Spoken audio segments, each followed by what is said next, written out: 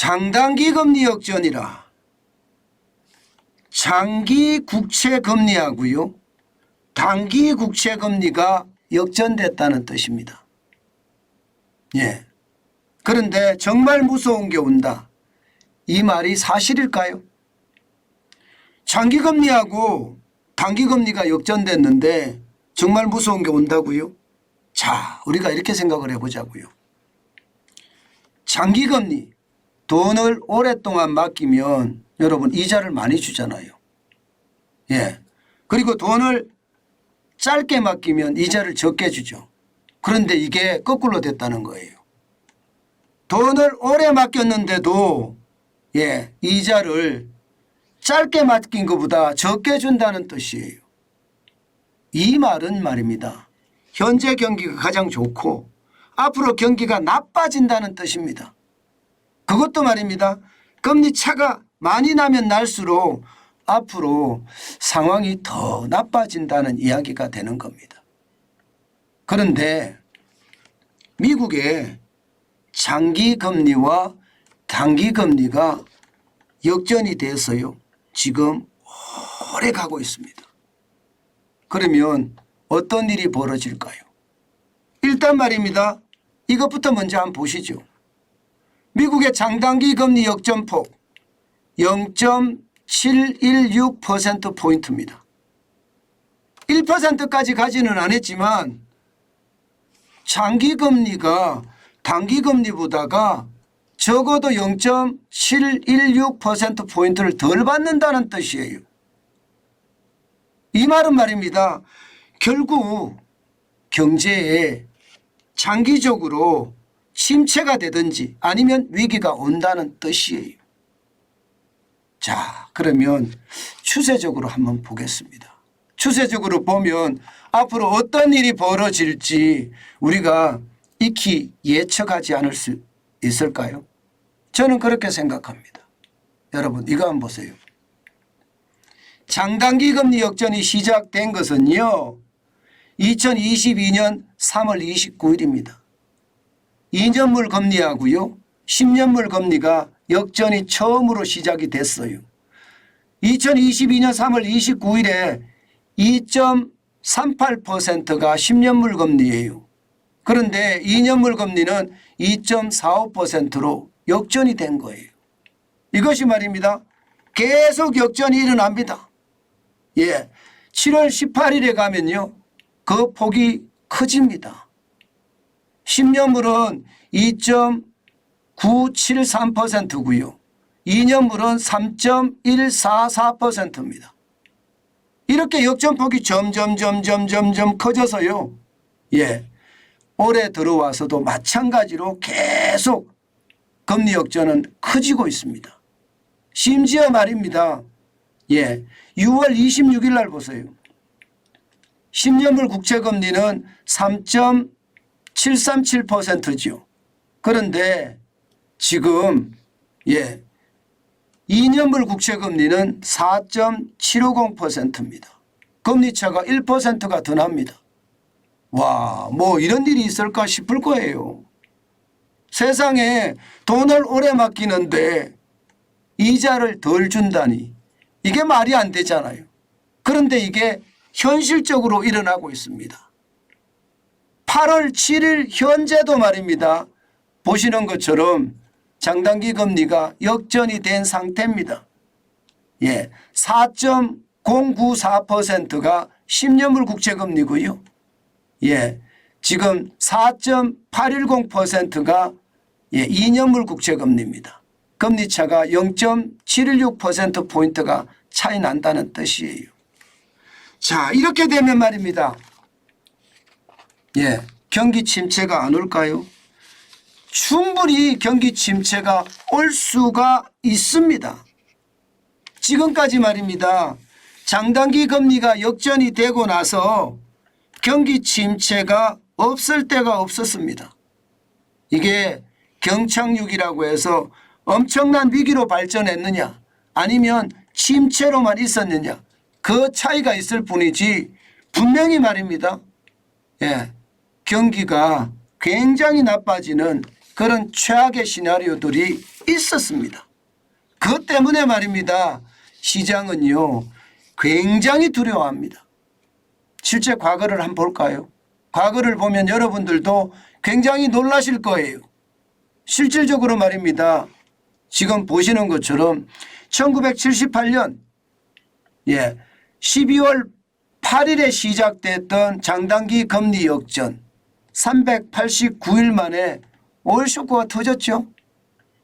실제로 오일 쇼크가 왔습니다.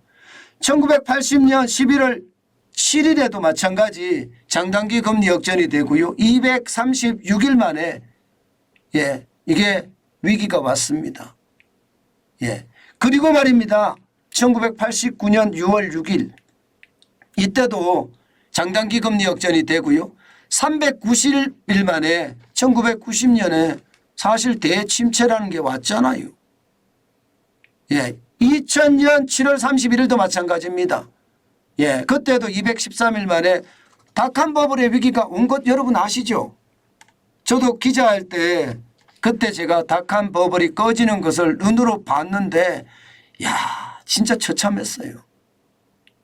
그 앞서서는요 여러분 벤처 버블이라고 해서 너도 나도 벤처에 문의만 있으면 투자를 굉장히 많이 받았는데 2001년부터 무너지기 시작하는데 와 이거 뭐 장난이 아니더라고요. 진짜 장난이 아니었습니다.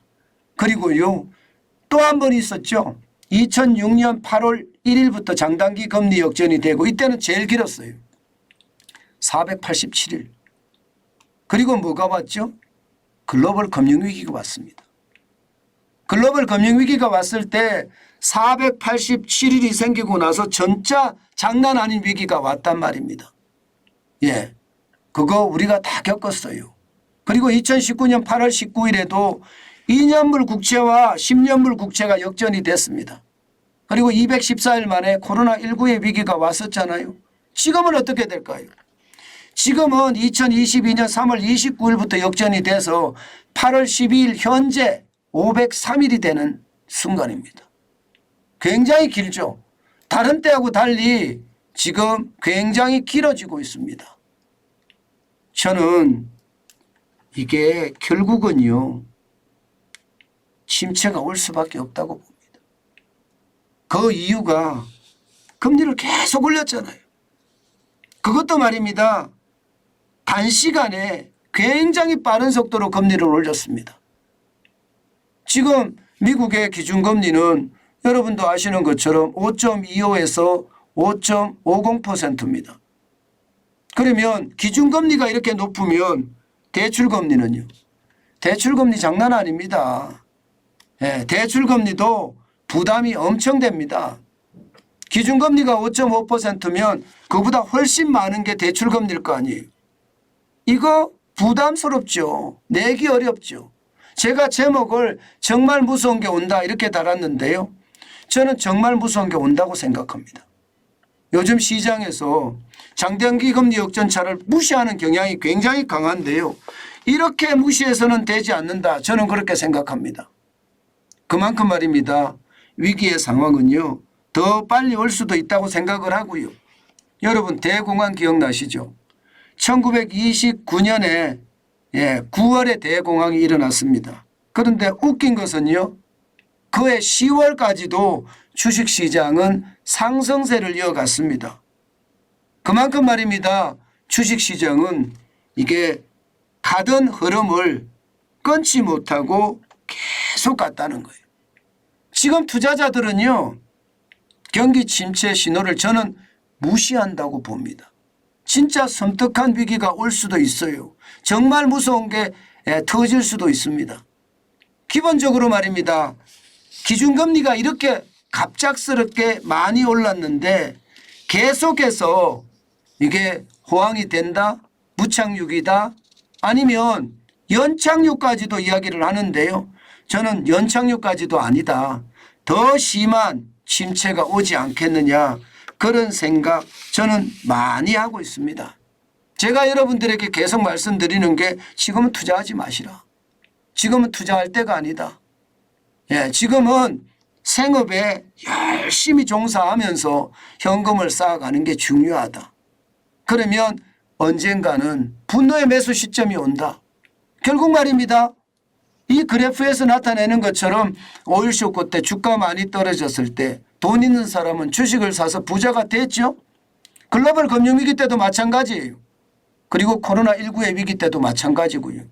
그러면 지금이 503일이 지났는데 언젠가는 그게 어느 시점일지 정확하게 알 수는 없지만 정말 무서운 게 올 겁니다.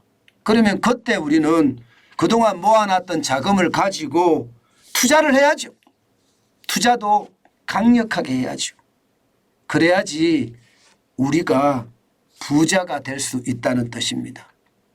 저는 여러분들에게 장단기 금리 역전을 절대 무시해서는 안 된다. 지금까지 단 한 번도 장단기 금리 역전이 지속되고 나서 경기가 침체가 안 된 적이 없다. 이것을 반드시 기억하고요. 지금 주식시장이 잘 나간다고 하더라도 대공황 때도 그랬다. 9월에 1929년 9월에 대공황이 왔는데 이게 10월까지도 주식이 올랐다고 하잖아요. 저는 그 말을 우리가 머릿속에 좀 넣어놓고요. 반드시 기억해가면서 시장을 따라가는 것 굉장히 저는 중요하다고 생각해요. 그것만이 우리가 벼락 거지가 되지 않고요. 노력 부자가 될 수 있는 방법이라고 저는 생각합니다.